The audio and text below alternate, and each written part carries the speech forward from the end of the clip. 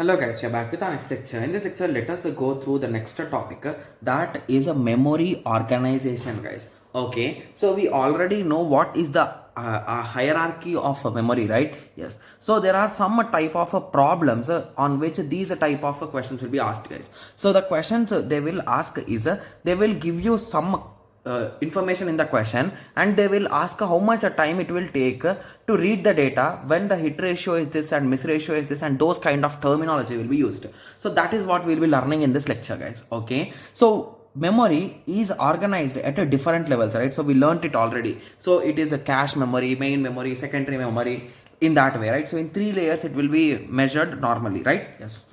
So CPU may try to access different levels of memory in a different ways. Okay, so there are mainly 2 types of access, guys. So the first type is simultaneous access. So assume that these are the 3 memory slots, guys. Okay, so assume that these are the 3 memory slots. Okay, so at that time, if I am the CPU, if I am connected to 3 of them with 3 different cables, okay, and if I am checking that if it is in any one of you, please let me know. The file name is xyz.c. So I told them. So whoever is having them, they will reply, right? Yes. So this way, so if only once at once only I am sending to all of them, so that is nothing but a simultaneous access, guys. Okay. So in the same way, okay. So if the memories are like one after the other, and if I told the level 1 memory that is the file in you, okay, instead of replying it that it is not there near it, it will ask second level. Second level, if it is not with it, it will ask third level, and at the end the file will come, guys. And the always most important thing which you should remember is the file will be mandatorily at level 3, guys. So level 1 is nothing but the cache memory, which is really less in size.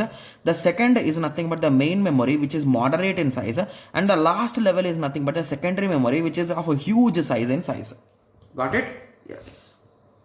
Okay, so now if you recall, so now we have discussed some basic things, right? So this is a simultaneous access and this is hierarchy, like level by level. Okay, so now your question will be, okay, so I told in the initial stages of the lecture, I told that they will ask how much time it will take.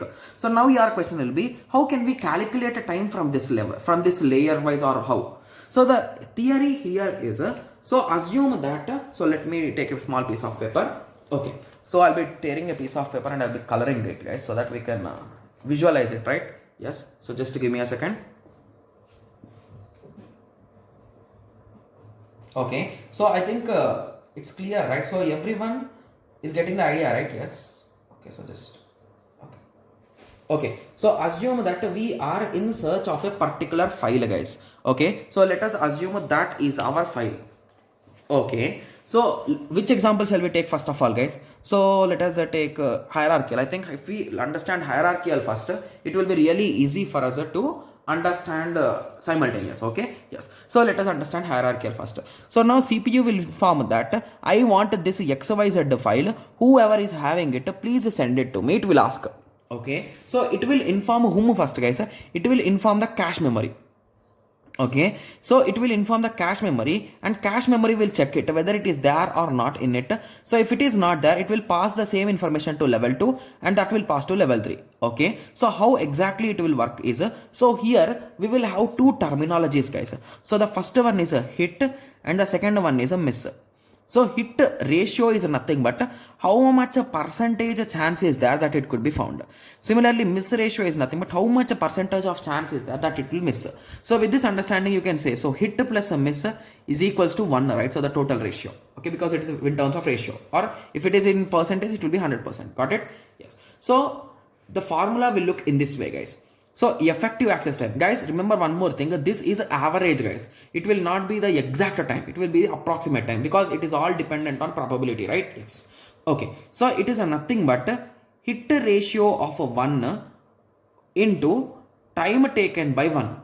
Okay, so understand one thing, guys. So whenever, okay, so let me write it here itself. Okay, so let us assume in this way. Okay, so here this is our first line, right? This is our second, this is our third, right? Yes. So once you send the information to level 1, so it will check in itself. So if a hit ratio is a high, okay guys, once we are going through the problems you will get a clear idea, so don't worry. So hit ratio of a 1 into time 1. So basically if it takes a t1 time, assume in that way, so it will take t1 time to check. Okay, yes. So if it is a found, it is nothing but h1 into t1, right? Yes. So if it is a not found at level 1, it will go to level 2, right? Yes. So if it reached level 2, means it is a miss ratio, right? I told you, both of them if you add you get 1. So indirectly miss means what guys? It is nothing but 1 minus h1, right? So 1 minus h1 into h2. Because in this it should hit, right? If it is not hitting, it will go to h3. So it is a hit h2, that is hit. Okay. And what is the time taken till here? So in this slot you took a t1, you wasted t1 time, and in this slot you will take t2 time. So t1 plus t2. Got it? Yes, because these are occurring one after the other. These are not occurring parallelly. Got it? Yes. Plus if it is found in the last level, that is it is missed in h1, it is missed in h2, and it is found at last level, that is a t1 plus t2 plus t3. So this is the formula. Got it? Yes. Okay. So now the same formula if we try to write with respect to simultaneous.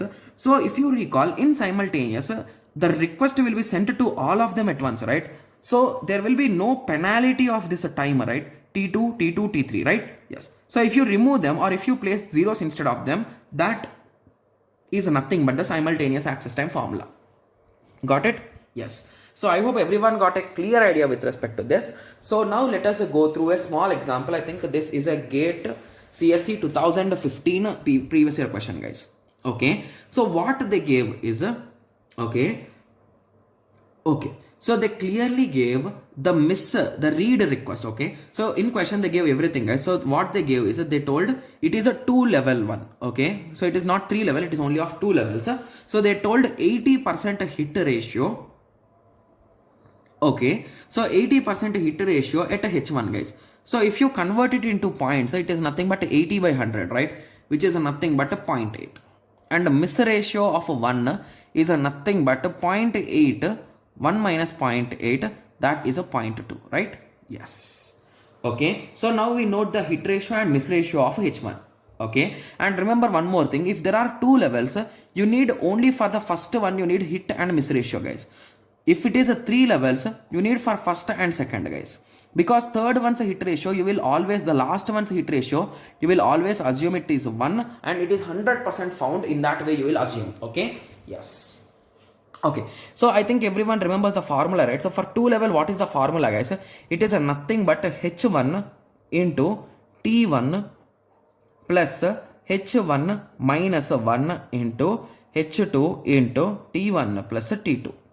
Okay, so in question what they gave is the total miss time. So basically they clearly gave the total miss time as a 50 and the first miss time as a 5, and we know the hit ratio, that is a 0.8, and we know the miss ratio, that is a 0.2, and we know H2 will always be 1, right? Yes. So if we substitute the value, it is nothing but 0.8 into 5 plus 0.2 into 50. That is nothing but 4 plus 10 nanoseconds. Okay, so they gave all the units in nanoseconds, guys, both the times. So at the end, the result is a 14 nanoseconds. So basically this level architecture, and if the hit ratio is 0.8, it will take 14 nanoseconds to process the particular request. Got it? Yes. So I hope everyone got a clear idea, right, with these type of questions. Okay, guys, there are almost 5 to 10 questions in this way only, guys. These are direct questions if you ask me. Just observe the method, like how exactly they are occurring, and just substitute the values in our formulas and you will be getting the answer. That's it. Okay. Yes. So now I hope everyone got a clear idea with respect to this.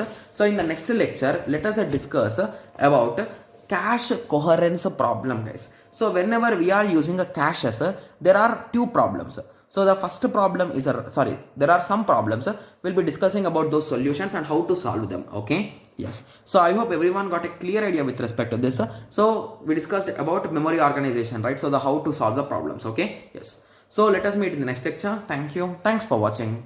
Like, share and subscribe for more awesome videos like this. Thank you.